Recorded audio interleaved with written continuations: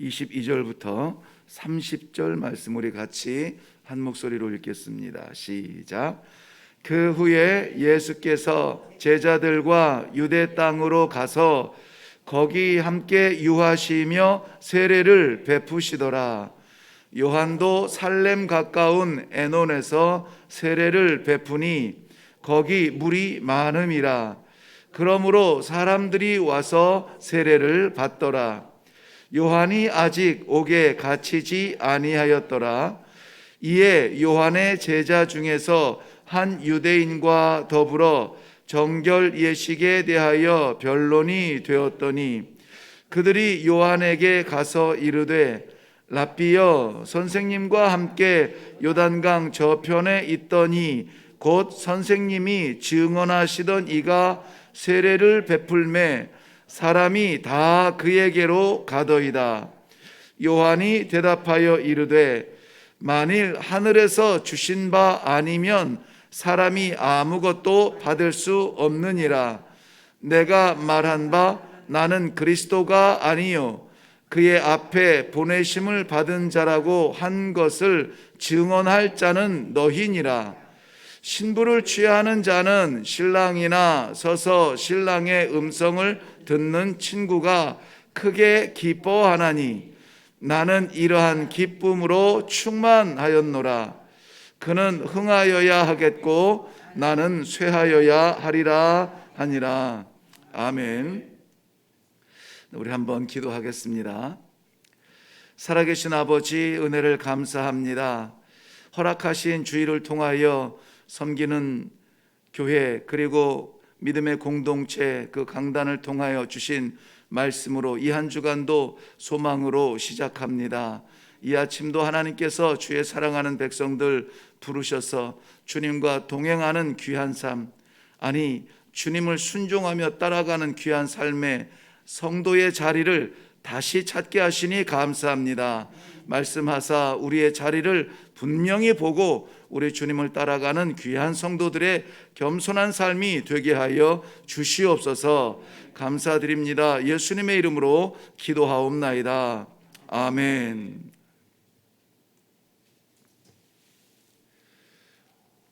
네, 우리 유대교의 그 종교적 대표성을 가지고 인도하는 그러한 그 분파들 가운데 우리가 제일 많이 알고 듣고 있는 사람들은 바리새파 혹은 사두개파 이런 그 유대교의 종파들이 있습니다. 그러한 가운데 잘 알려지지는 이름이 드러나지는 않지만 여전히 소수로서 유대교의 그 신앙 정신을 본질적으로 지키려고 애썼던 그러한 분파가 있었는데요. 바로 그 에세네파라고 하는 그러한 일종의 종교의 한 파벌이긴 합니다만은 에세네파는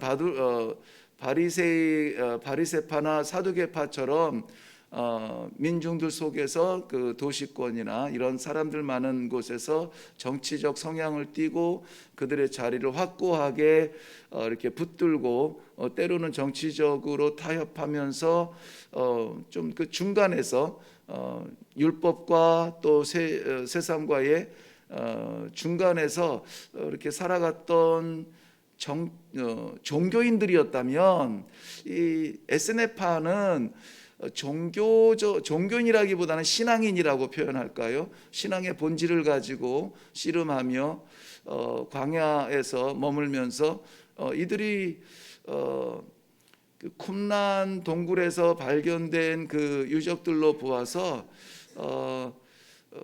그 광야에서 머무르면서 정결과 또 구제와 자기 재산을 내려놓고 주의 복음을 위하여서 그걸 씨름하던 그런 사람들인데요. 세례 요한이 그러한 에세네파의 한 거의 대표적 지도자 중에 하나였다라고 하는 그러한 글들이 있습니다. 그들이 왜 세례 요한이 그 에세네파의 그 지도자로서 이렇게 드러나고 있냐면은 에세네파가 집중하고 있는 것이 세 가지인데요. 하나는 구제입니다. 자기가 가지고 있는 재산들을 내려놓고 불우한 이웃들을 돕는 그러한 구제에 힘썼고, 또 하나는 저들이 죄를 씻는 세례를, 물 세례를 주었다는 것인데요. 당연히 물이 귀한 그 이스라엘 지형에서는 요단강 주변, 그 성경에는 베단이라고 하는 곳이 두 곳이 나와요. 예루살렘 맞은편 언덕에 베다니촌, 그 나사로와 그 자매들이 살던 그 베다니 말고 요단강 동편의 광야에 있는 베다니가 있는데요. 세례 요한이 머물고 있던, 그리고 세례를 주던 곳은 바로 그 베다니, 요단강 주변에 있는 베다니예요. 물이 있으므로 세례를 주기에 적합했겠죠. 그런데 오늘 본문에 보면은 두 가지 얘기했나요? 세례 얘기했나요? 그리고 성결입니다. 어떻게 하면은 하나님께서 작정하시고 주신 율법에 맞는 정결함을 위하여서 씨름할까에 대하여서 다른 것에는 관심이 없었던 것 같아요. 그래서 이들은 사람들이 몰려 있는 그러한 대중권에서 벗어나서 좀 이 분리된 지역에 살고 있어서요. 이거 과격하게 표현하는 사람들은 분리주의다 이렇게 표현하기도 합니다만은 때로는 그런 신앙을 위하여서 충분히 우리는 좀 무엇과는 분리되고 무엇으로부터는 고독하며 무엇을 위해서는 또 외로운 그러한 싸움을 해야 되는 그러한 성도의 위치를 깨닫게 하는 그러한 종파가 아닌가 이렇게 생각이 되어집니다. 그들이 우리가 요한을 제자 요한, 사도 요한 말고 세례 요한이라고 이렇게 좀 요한을 구별하고 있는데, 그것처럼 요한을 대표하는 이름이 세례 요한이거든요. 세례 요한은 에세네파가 했던 그 행위대로 물 세례를 주면서 죄를 씻고, 그건 이제 날마다 우리나라에서는 이 형편상 1년에 몇 차례 하지만은 거의 날마다 이루어지는 것이 세례입니다. 왜냐하면은 그날에 우리가 생각지 못하였던 순간적인 그런 생각이나 범죄가 일어나고, 또 씻지 못하는, 털쳐버리지 못하는 인격적인 그런 범죄들이 계속 나타나기 때문에 날마다 씻는 그러한 세례가 에세네파 속에서는 있었고, 그 일을 주도했던 분이 바로 이 세례 요한이에요. 그런데 오늘 본문 말씀에 보면 예수님도 제자들과 더불어서 사역을 하실 때에 예수님도 세례를 베풀었다라고 합니다. 근데 예수님도 세례를 베풀기 위하여서는 물이 있는 곳이어야 되는데 당연히 요단강 근처에서 이 세례를 주셨을 것인데요. 그러다 보면은 이게 경쟁 심리가 일어나는 거죠. 예수님 세례 요한의 제자들이 지금 와가지고 세례 요한에게 말하는 겁니다. 스승님, 선생님, 세례는 그래도 선생님께서 늘 베풀어 주시고 말씀을 하셔서 우리로 하여금 새로운 삶을 살게 하시는데, 지난번에 선생님께서 말씀하신 그분도 세례를 주고 있거든요. 사람들이 그걸로 자꾸 가는 거예요. 요즘 그쪽에 사람들이 많답니다. 이 세례 요한에게 이야기하는 거예요. 제자들은 우리 선생님이 돋보여야 되는데 지금 새롭게 나타난 어떤 분이 세례를 동일하게 주고 있는데 사람들이 저쪽으로 다 가고 있다는 거예요. 그러니 마음에 가로 열고 거룩한, 가로 닫고 셈이 좀 나는 거죠. 우리 선생님이 빛나야 되는데 알지도 못했던 저 사람이 나타나가지고 세례를 주는데 절로 다 간단 말이죠. 거기에 대하여서 세례 요한은 자기의 입장을 분명히 하고 있는 것입니다. 저는 이 본문 말씀, 오늘 특별히 요한복음 3장 말씀을 전체적으로 묵상하면서 이 부분에서 강력하게 좀 깨달은 부분이 있어요. 뭐냐면 분명히 이 그리스도께서 이 땅에 오신 것은 나를 살리고 우리에게 하늘문을 열어주시기 위하여서 오신 유일한 구원의 방편이요 길이 맞습니다. 우리를 구원하시기 위해서 왔는데 그렇다고 해서 우리가 그보다 앞설 수는 없다는 것이죠. 예수 그리스도의 성육신의 목적이 나를 구원하기 위함이지만은 내가 주인공이 될 수는 없다는 것입니다. 그런데 왜 이 말씀에 제가 가슴이 뜨거웠냐면은 내가 어느새 나의 신앙의 주인이 되어 있다는 것입니다. 내 신앙의 방향과 내 신앙의 꿈과 내가 가지고 있는 간절한 마음들이 전부 다 전부 다는 아니겠죠. 대부분 나를 위한 것이었어요. 내가 힘들고 내가 괴롭고 내가 어려우니까는 나를 도우시는 분으로 그리스도를 부르는 겁니다. 나를 도우시는 분으로 하나님을 찾는 겁니다. 이게 신앙이라면은 뭔가 이 기준이 정확하게 저울이 바로 그 영점을 바라보지 못하고 있다는 것입니다. 아무래도 연약한 우리들은 우리를 채우기 위하여서 몸부림을 치는 연약함이 있습니다. 내가 채워져야 되고 내가 배불러야 되고 내가 만족스러워야 돼요. 그러기 위해서는 당연히 하나님의 능력이 필요하죠. 당연히 예수 그리스도의 희생이 필요하죠. 그러다 보니 이제는 우리 신앙의 주인이 누가 됐습니까? 우리가 되었어요. 우리가 되었습니다. 같은 하나님의 나라를 바라보면서 예수님은 하나님의 길을 열어주셨고 우리는 하나님의 길을 향하여 나아가는 그런 동행의 입장에서 예수님을 따라가는 것이 아니라 우리를 돕는 분으로 예수님을 세워놓는 것은 아닌가 하는 그러한 미묘하고 세미한 두려움이 생겼습니다. 내가 그렇다면 성도들도 그렇다면 그럴 수 있는데, 그렇다면 오늘 이 세례 요한의 이 고백을 통하여서 우리의 질서, 우리의 자리 다시 한번 분명히 찾고 다시 자리를 잡고 시작을 하는 그런 하루가 되면 좋겠다 하는 마음으로 이 말씀을 준비하였습니다. 세례 요한 내 세례와 예수님의 세례는 다르지 않았습니다. 왜냐하면 저들의 메시지는 동일했습니다. 회개하라, 천국이 가까웠느니라. 회개에 대하여서 씻어주는 그러한 세례를 했죠. 우리 모두 다 세례를 받습니다. 그것은 그저 성도가 되어가는 과정이 아니라 정말 나 중심으로 살아갔던 우리의 죄악들을 씻어달라고 하는 간절한 기도의 현장이어야만 합니다. 그것을 위하여서는 그로부터 예수 그리스도가 나의 삶의 주인이라는 고백이 되어져야 하겠죠. 왜? 예수 그리스도의 십자가 보혈 말고는 우리의 죄를 씻을 것이 없습니다. 어떠한 물로도 씻을 수가 없습니다. 그러므로 예수 그리스도 외에는 우리됨을 허락할 수 있는 그러한 이름이 없다는 것입니다. 세례 요한은 자신의 위치를 정확하게 고백을 했습니다. 우리 1장 23절 한번 가볼까요? 지나갔습니다마는 1장 23절 말씀.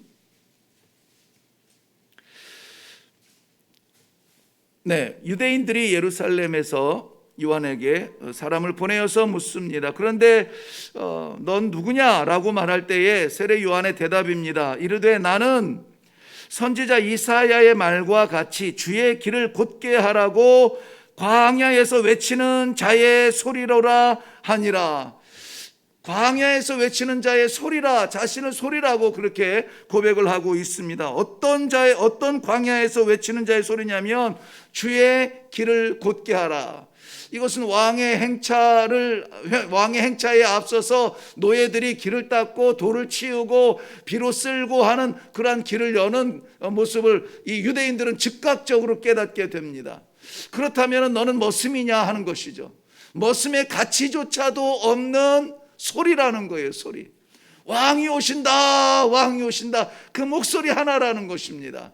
그러면 자신의 정체성을 이렇게 내려놓는 겸손함이 세례 요한에게는 있었습니다. 내가 메시아라고? 아니, 나는 그의 길을 닦는 광야에 외치는 자의 소리라는 것이에요. 두 번째로 그가 자신을 소개하는 것은 27절입니다. 1장 27절. 나는 소리인데 곧 내 뒤에 오시는 그이라. 나는 그의 신발끈을 풀기도 감당하지 못하겠노라 하더라. 신발끈은 누가 풉니까? 노예들, 머슴들이, 하인들이 푸는 거예요.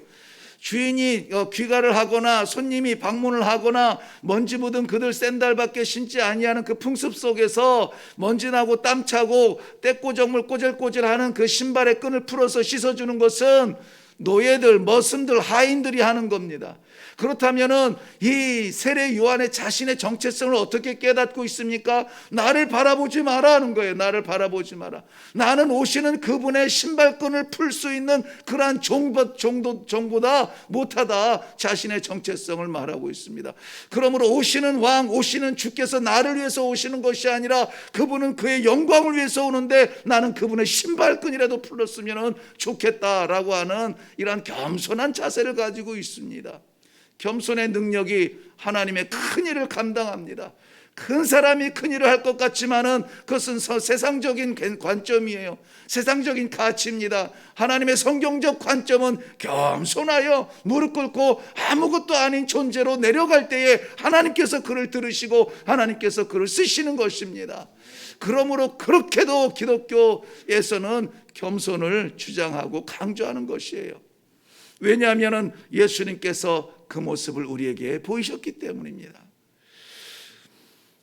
세례 요한이 예수 그리스도에 대해서 주장하는 것은 1장 29절 넘어가 보면은 이튿날 요한이 예수께서 자기에게 나오심을 보고 이르되 보라 세상 죄를 지고 가는 하나님의 어린 양이로다. 하나님의 어린 양이로다.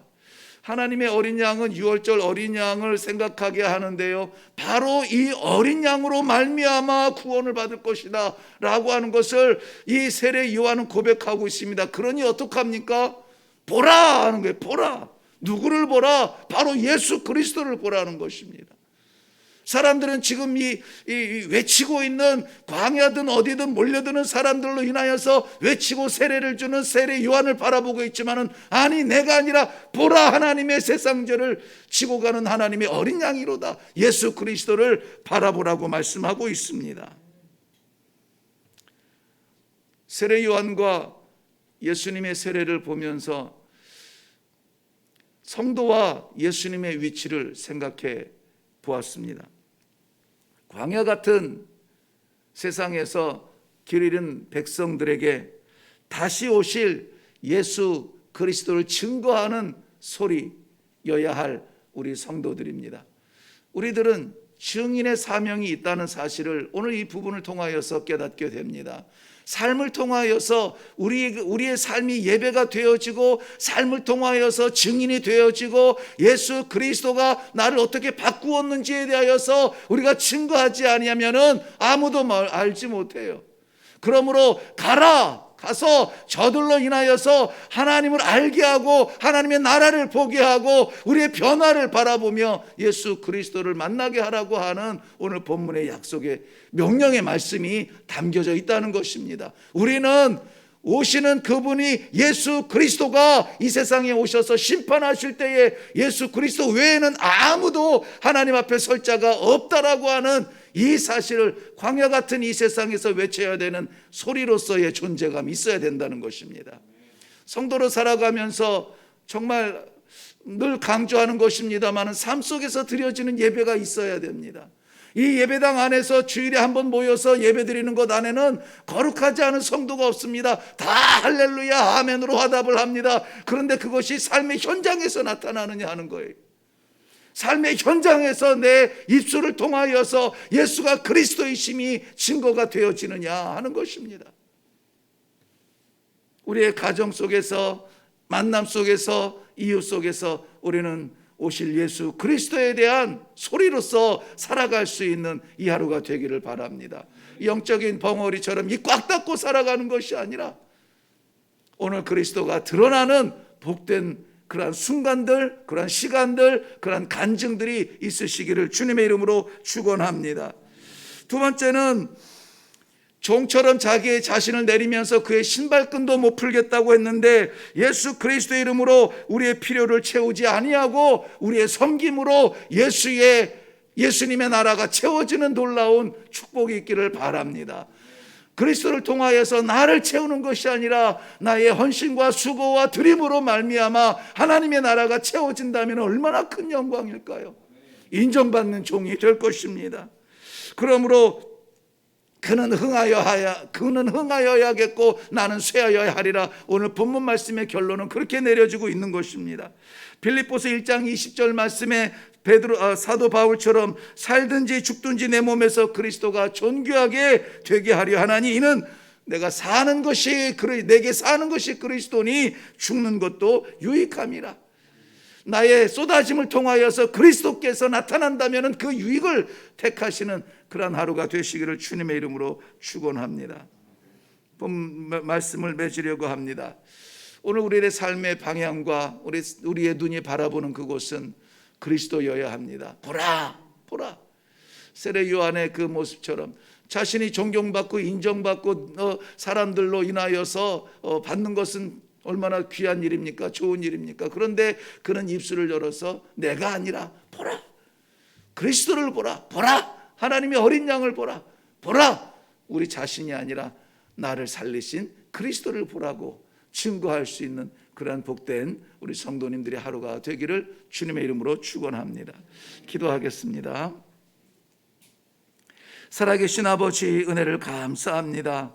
오늘도 그저 그렇게 살아가는 하루가 아니라 우리를 부르신 하나님을 기쁘시게 하는 병사로서의 이 하루를 살아갈 수 있도록 도와주시니 감사합니다. 일어나게 하옵소서. 말씀 받게 명령 받게 하옵소서. 나아가 이렇게 싸움처럼 처절하게 나아가 우리의 신앙을 선포하게 하여 주시옵소서. 그리하여서 우리를 오늘 살리신 하나님의 뜻을 드러내는 귀한 성도들의 하루가 되도록 축복하여 주시옵소서. 감사드립니다. 예수님의 이름으로 기도하옵나이다. 아멘.